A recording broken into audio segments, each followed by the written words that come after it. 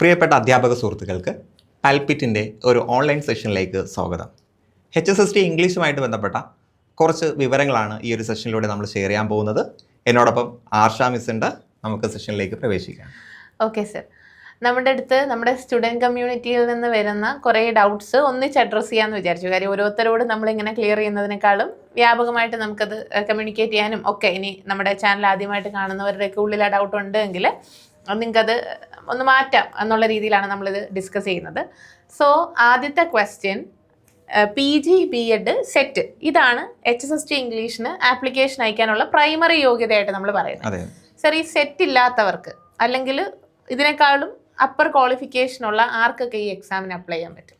Set എന്ന് പറയുന്നത് ഒരു അടിസ്ഥാന യോഗ്യതയാണ്. ഇതിന്റെ ഹയർ ക്വാളിഫിക്കേഷൻസ് ആയിട്ടുള്ള നെറ്റ്, MPhil, PhD, M.Ed ഉള്ള ആളുകൾക്ക് സെറ്റിന്റെ ആവശ്യമില്ല. കാരണം മറ്റത് ഹയർ ക്വാളിഫിക്കേഷൻസ് ആണ്. അതെ, അപ്പൊ അവർക്കും HSST പോസ്റ്റിലേക്ക് അപ്ലൈ ചെയ്യാൻ പറ്റും. അത് നമുക്ക് കോമൺലി പലരും ചോദിച്ച് കണ്ടുവരുന്ന ഒരു ക്വസ്റ്റ്യൻ ആണ്. പിന്നീട് രണ്ടാമത്തെ കൺസേൺ ചോദിക്കാനുള്ളത് നിയമന നില എന്നുള്ളതാണ്. ആദ്യമേ നമ്മളൊരു വീഡിയോ ചാനലിൽ അപ്പാക്കിയിട്ടുണ്ടായിരുന്നു. പക്ഷേ എങ്കിലും ശരിക്കും നമ്മൾ, അതായത് സ്റ്റുഡൻസ് ഇടുന്ന എഫേർട്ട് ഫൈനാൻഷ്യൽ സൈഡ് മാത്രമല്ല, മറ്റ് പല കാര്യങ്ങളും മാറ്റി വെച്ചിട്ടാണ് അവർ പഠിക്കാനിരിക്കുന്നത്. സോ അതിന് റിസൾട്ട് ഉണ്ടാകുമോ? ഒപ്പം LP UP general PSC exams ഉണ്ട്, ഇതിനെ ബാലൻസ് ചെയ്ത് പഠിക്കണോ? പല ഡൗട്ട്സ് ആണ്. സർ, ശരിക്കും നമ്മൾ പഠിച്ചാൽ റാങ്ക് ലിസ്റ്റിൽ വന്നാൽ നമുക്ക് ജോലി കിട്ടാൻ സാധ്യതയുള്ള ഒരു എക്സാം ആണോ HSST? HSSTയെ കുറിച്ച് ഒരുപാട് ആളുകൾക്കുള്ള ആശങ്കയാണ് നിയമന നില. നിങ്ങളിവിടെ മനസ്സിലാക്കേണ്ട കാര്യം, കഴിഞ്ഞ റാങ്ക് ലിസ്റ്റ് മാറ്റി നിർത്തി കഴിഞ്ഞാൽ 2017 അതിന് തൊട്ട് മുന്നേ ഉള്ള റാങ്ക് ലിസ്റ്റിലുമെല്ലാം നല്ല നിയമനങ്ങൾ നടന്നിട്ടുണ്ട്. 2017 140 മുകളിലാണ് നിയമനം ഉള്ളത്. അതിന് മുന്നേ 800+ ആണ്. അതെ, വളരെ റെക്കോർഡാണ് ആ ഒരു നിയമനമൊക്കെ. അപ്പോൾ നിലവിലുള്ള റാങ്ക് ലിസ്റ്റിൽ നിന്നും നിയമനങ്ങൾ നടന്നിട്ടില്ല എന്നുള്ള ഒരു വസ്തുത തന്നെയാണ്. പക്ഷേ റാങ്ക് ലിസ്റ്റ് കാലാവധി അവസാനിച്ചിട്ടില്ല. ഉടൻ തന്നെ കുറച്ച് നിയമനങ്ങളെങ്കിലും നടക്കും. അതെ, ബൈ ട്രാൻസ്ഫറും പിന്നീട് 10-30 ജനറൽ മീൻസ് മെയിൻ ലിസ്റ്റിൽ നിന്ന് നിയമനങ്ങൾ നടക്കുമെന്ന് നമ്മൾ പ്രതീക്ഷിക്കുന്നുണ്ട്.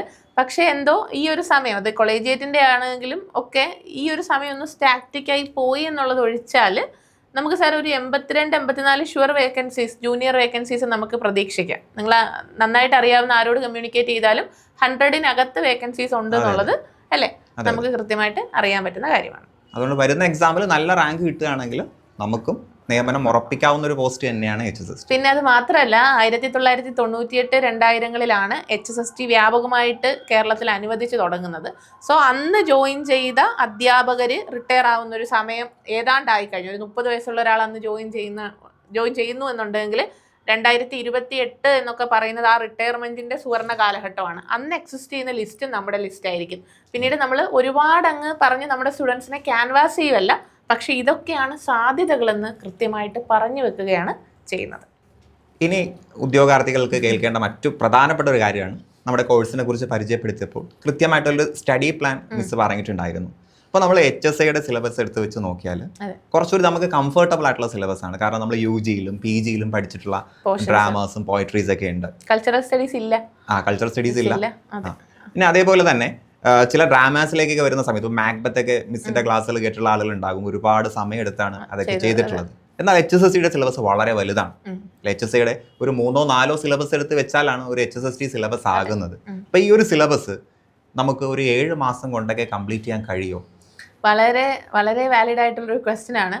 അതിൻ്റെ കാരണം തന്നെ HSI നമ്മൾ ഭയങ്കര ഡീറ്റെയിൽ അങ്ങ് സത്യം പറഞ്ഞാൽ അങ്ങ് എൻഗേജ് ചെയ്ത് പഠിപ്പിക്കുമായിരുന്നു. പക്ഷേ HSSTയെ സംബന്ധിച്ച് 140 വർക്ക് 10 മൊഡ്യൂളിലുണ്ട്. പിന്നെ നമുക്ക് ELT, കൾച്ചറൽ സ്റ്റഡീസ്, ക്രിറ്റിസിസം തുടങ്ങി ഒട്ടനവധി മൊഡ്യൂൾസ് ഉണ്ട്. സോ ഇവിടെ മറ്റൊരു അപ്രോച്ചിലാണ് നമ്മൾ പഠിപ്പിക്കുന്നത്. അതായത് എല്ലാവർക്കും 3 മണിക്കൂറിന് മുകളിൽ പോകില്ല. ഇനി അങ്ങേയറ്റം അത്ര വലിയ വർക്ക്സ് വരുവാണെങ്കിൽ, ഇപ്പോൾ ഡോക്ടർ ഫോസ്റ്റേഴ്സ് പോലത്തുള്ള വർക്കുകൾ വരുവാണെങ്കിൽ ചിലപ്പോൾ അതൊരു 4 hour സെഷനിലേക്ക് പോവാം. അതിനപ്പുറത്തേക്ക് ഒരു ബൾക്ക് കോഴ്സായിട്ട് ഇതൊരിക്കലും നിങ്ങളുടെ ഫ്രണ്ടിൽ പ്രസൻറ്റ് ചെയ്യാൻ നമുക്ക് താല്പര്യമില്ല.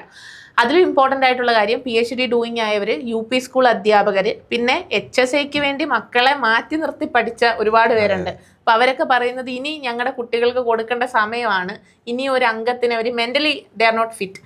അങ്ങനെയൊക്കെ വിശ്വസിക്കുന്നവരാണ് നിങ്ങളെങ്കിൽ നിങ്ങളോടാണ് നമുക്ക് പറയാനുള്ളത്. അതായത് 1.5 മണിക്കൂറായിരിക്കും നമ്മുടെ ഡെയിലി സ്റ്റഡി പ്ലാൻ. 1 മണിക്കൂറാവാം, 1.5 മണിക്കൂറാവാം. അത് ആദ്യത്തെ ദിവസം തൊട്ട് സെപ്റ്റംബർ 20 നമ്മൾ ഓഫ്ലൈൻ തുടങ്ങും, 25 നമ്മൾ ഓൺലൈൻ തുടങ്ങുന്നത്. സെപ്റ്റംബർ 25 തൊട്ട് എക്സാമിൻ്റെ തലേന്ന് വരെയും അവർക്ക് ഈ 1.5 മണിക്കൂർ സ്റ്റഡി പ്ലാൻ ആയിരിക്കും. ഓക്കെ, സോ അത്രമാത്രം ക്രിസ്പായിട്ട് എന്നാൽ ഡീറ്റെയിൽസ് ഉള്ള റാങ്ക് മേക്കിംഗ് സെഷൻസ് വരുന്ന ഒരു സ്റ്റഡി പ്ലാൻ ആയിരിക്കും. ഒരിക്കലും നിങ്ങളെ കൊണ്ട് താങ്ങാൻ പറ്റാത്തൊരു ബൾക്ക് സ്റ്റഡി പ്ലാനുമായിട്ട് നമ്മൾ നിങ്ങളുടെ ഫ്രണ്ടിൽ വരില്ല.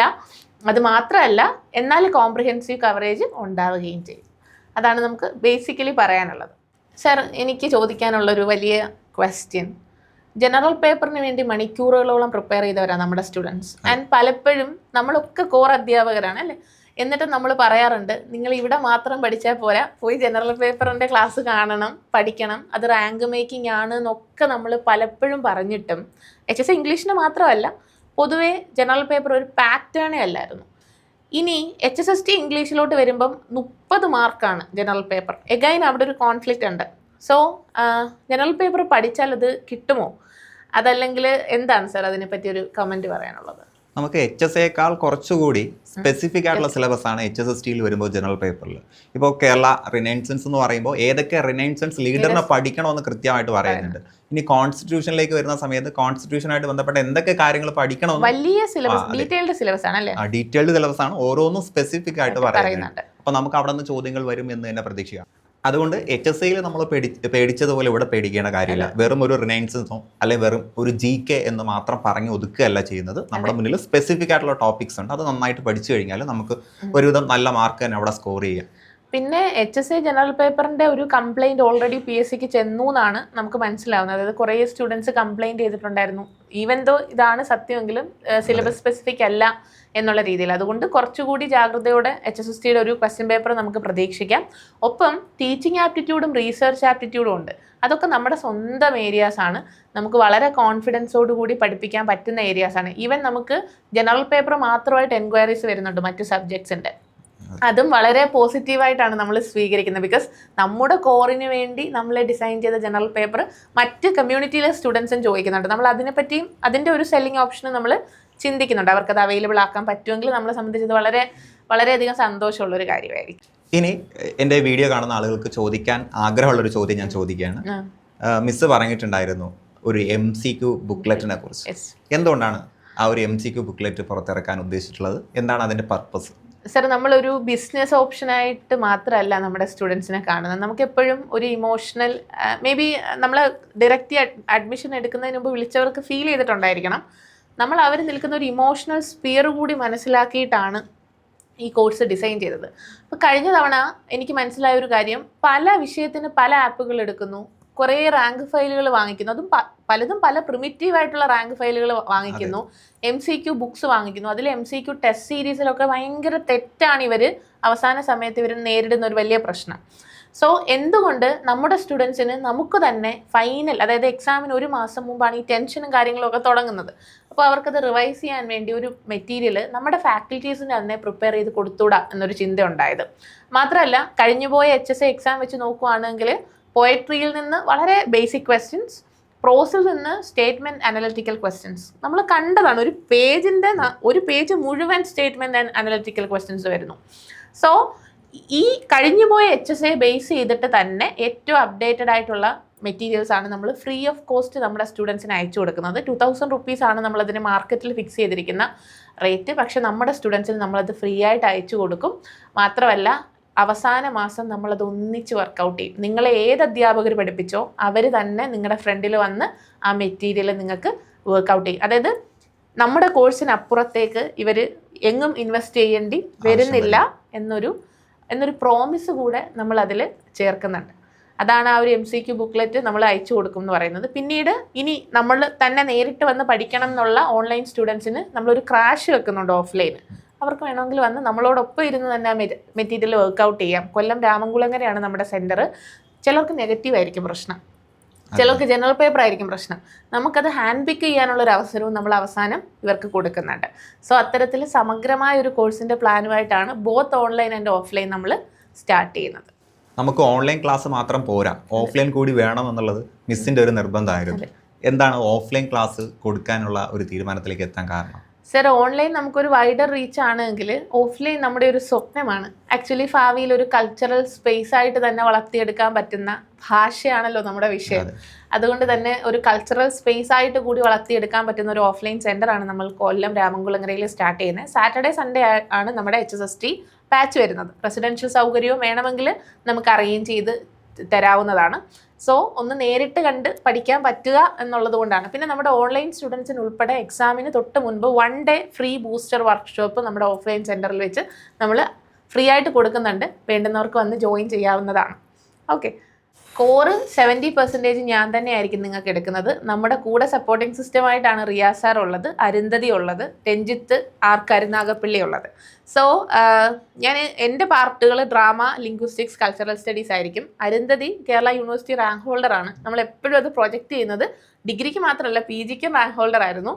ഒപ്പം ലിംഗ്വിസ്റ്റിക്സ് അസാധ്യമായിട്ട് കൈകാര്യം ചെയ്യുന്ന ഒരു ഫാക്കൽറ്റിയാണ്.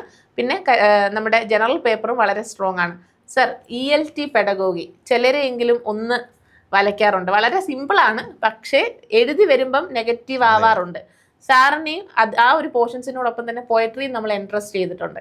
എങ്ങനെയാണ് ഡീൽ ചെയ്യാൻ ഉദ്ദേശിക്കുന്നത്? ELT എന്ന് പറയുന്നത് പല ടീച്ചേഴ്സിനും പ്രശ്നം ഉണ്ടാക്കുന്ന ഒരു ഏരിയ ആണ്. കാരണം പ്രാക്ടിക്കൽ ക്വസ്റ്റ്യൻസ് കൂടുതൽ വരുമ്പോൾ ഒരു ആശയക്കുഴപ്പമുണ്ടാകും.